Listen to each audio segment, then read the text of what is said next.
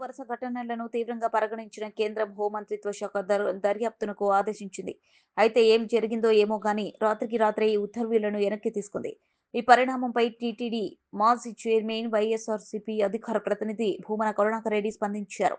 అధికారంలోకి వచ్చాక తిరుమలపై ప్రక్షాళన చేస్తామని చంద్రబాబు, పవన్ కళ్యాణ్ చెప్పారు. అయితే ఆలయ పవిత్రతను సర్వనాశనం చేశారని కేంద్రం స్పందించింది. తిరుమలలో రాష్ట్రం సరైన చర్యలు తీసుకోకపోవడంతోనే కేంద్రం చర్యలు చేపట్టింది.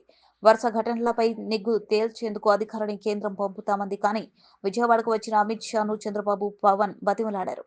రాత్రికి రాత్రి నిర్ణయాన్ని వెనక్కి తీసుకునేలా ఒత్తిడి తెచ్చారు. హడావిడిగా ఇచ్చిన జీవోలో అధికారులు సంతకాలు లేవు అని భూమన ఆరోపించారు. జరుగుతున్న అపచారాలకు, దుర్ఘటనలకి బాధ్యులైనటువంటి వాళ్ల మీద చర్యలు తీసుకోవాలా అన్నటువంటి ఒక స్పష్టమైనటువంటి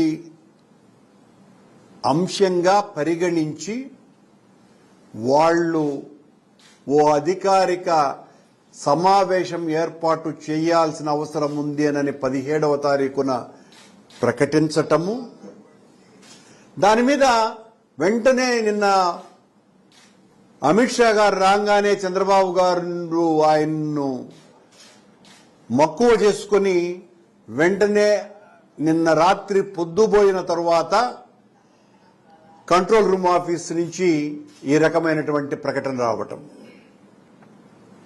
అంటే ఎంత భయపడ్డారు చంద్రబాబు గారు. మొట్టమొదటిసారి చరిత్రలో లేని విధంగా కేంద్రం తిరుమల వ్యవహారాల మీద జోక్యం చేసుకునే అంతగా ఈ దుర్ఘటనలు జరుగుతున్నాయి అని వాళ్ళు భావించటం.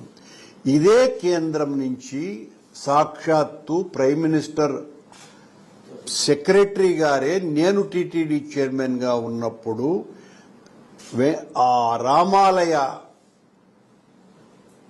ప్రారంభోత్సవం దినాన ఆనాటి రామాలయ నిర్వహణ కమిటీ, రామమందిర నిర్వహణ కమిటీ రాష్ట్రంలో కేవలం ఇద్దరికి ఆహ్వానం పలికింది. ఆ ఇద్దరిలో నేను కూడా ఒకడిని.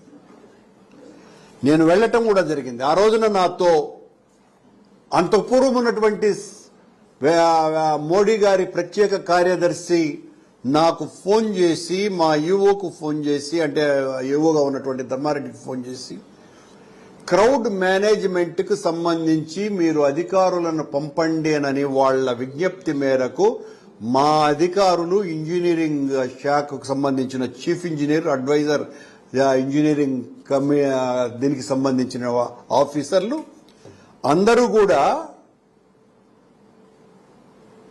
దాదాపు 10 రోజుల పాటు